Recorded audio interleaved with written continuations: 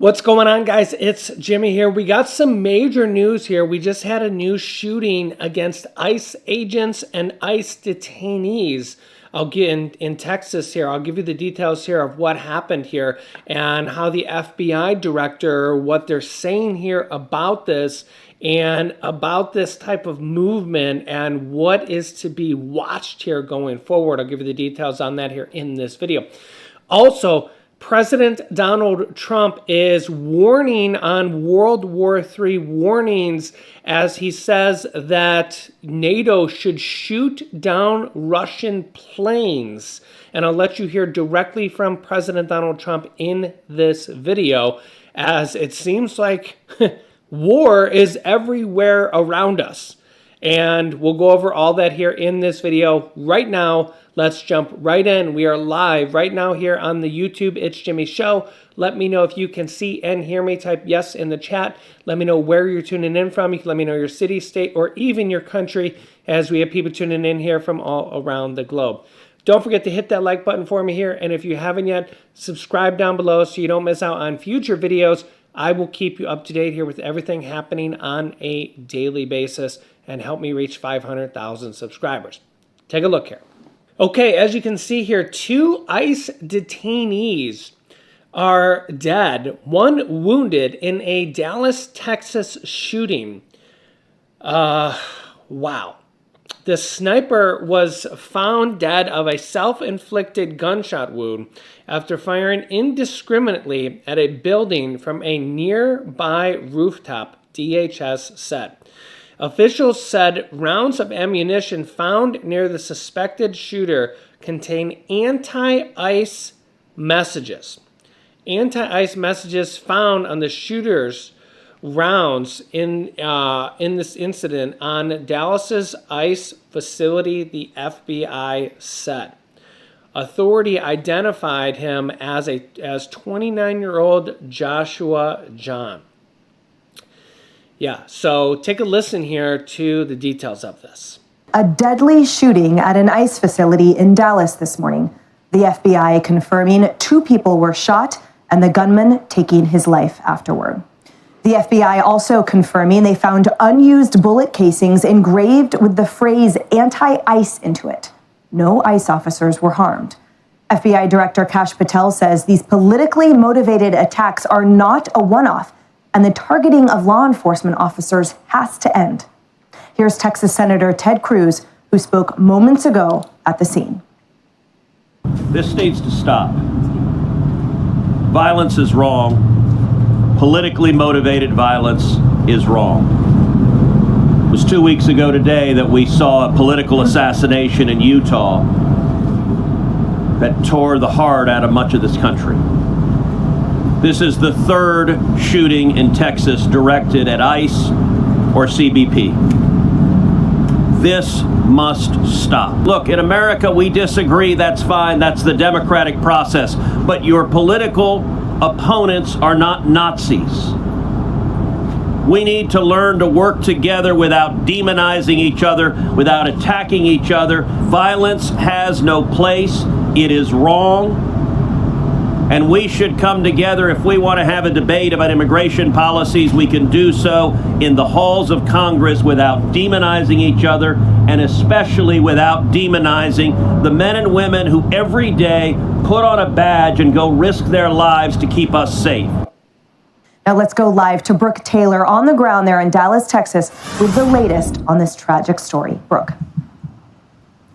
Hi, guys. Yeah, officials just wrapped up that press conference, and really the biggest takeaway for me was the fact that these anti-ICE shell casings were found near the shooter, because there were a lot of questions about who was the target during this attack. I believe we probably have that picture here that the FBI shared where you could see the words anti-ICE engraved in one of those shell casings there.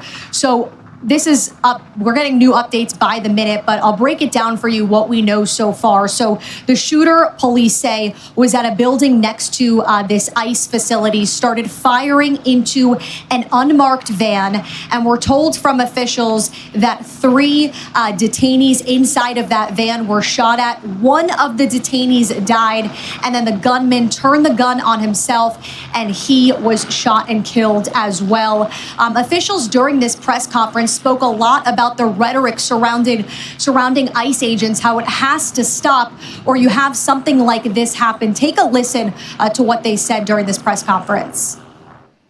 This is the second time I've had to stand in front of you and talk about a shooter at one of my facilities. And I think that the takeaway from all of this is that the rhetoric has to stop. There are people out there who are seeing what is being placed online, and they're coming and they're doing acts of violence against ICE employees. So that's kind of all I have for today, is that it's just got to stop. It's dangerous, and people are losing their lives. And officials say that no ICE agents or officers were hurt in the shooting, while again, the shooter had these anti-ICE messages on the bullets. Instead, he ended up shooting 3 of these detainees. Again, one of them has died. And I just want to mention, at the same ICE facility, there was a bomb threat last month. And then 2 months ago, right here in Texas, nearby at a separate ICE facility, there was an ambush against officers where one officer was shot and thankfully survived that, guys. This also comes here as Ryan Ruth, the would-be Trump assassin, is found guilty on all counts, and he apparently tried to stab himself after being found guilty on all counts. He now faces up to life in prison after being convicted on all 5 counts. Seemed like that trial went pretty quick. It wasn't a very long, drawn-out trial that was, took forever. And he's now guilty on all 5 counts. This also comes after Trump says that NATO countries should shoot down Russian planes. Take a listen here. President Trump and Ukrainian President Volodymyr Zelensky sat down and took questions. This, again, is just from moments ago. Here it is. Mr. President, do you think that NATO countries should shoot down Russian aircraft if they enter their airspace? Yes, I do. Mr. President, any update on your talks with President Putin, and do you still trust them? I'll let you know in about a month from now, okay? President Trump, your message to provide Ukraine with the security guarantees the same way as European allies? Well, that's later down the road. We'll be talking about that. Hopefully, we'll be in a position to talk about that a little bit later on. It's a little bit too early to answer. Why do you think Mr. Putin is not willing to meet with both of you? President Trump, your message to President Orban, who is refusing to stop buying Russian oil. Well, he's a friend of mine. I have not spoken to him, but I have a feeling if I did, he might stop, and I think I'll be doing that. Thank you. What progress do you think has been made on ending Russia's war against Ukraine since the last time you saw President Zelensky? Well, the biggest progress is that the Russian economy is terrible right now. It's, as you know, it's crashing. And that, frankly, Ukraine is doing a very good job of stopping this very large army. It's pretty amazing. This is a war that should have ended in 3 days, 4 days. People said it was going to be very quick, and you got to hand it to the Ukrainian soldiers and everybody involved. It's still going on, and that's not a good thing for Russia. This was supposed to be quick, and so Russia doesn't look very distinguished, having taken 3.5 years now, right? It's about 3.5 years of very hard fighting, and it looks like it's not going to end for a long time. Mr. President, have you been briefed on the latest alleged drone incursion into Denmark? What do you think of that? And Where are they? Into Denmark, Copenhagen. Denmark is saying that there were some drones that shut down an airport, possibly Russian sabotage. What's your response to that? Will the U.S. have a material Well, I response have to that? no response until I find out exactly what happened. I know about it, but they don't know what happened. But we're going to find out very soon. Sir, Would you back up NATO allies? You said that you thought that they should shoot down the Russian aircraft. Would you back them up? Would the United States help them out in some way? Depends on the circumstance, but we're very strong toward NATO.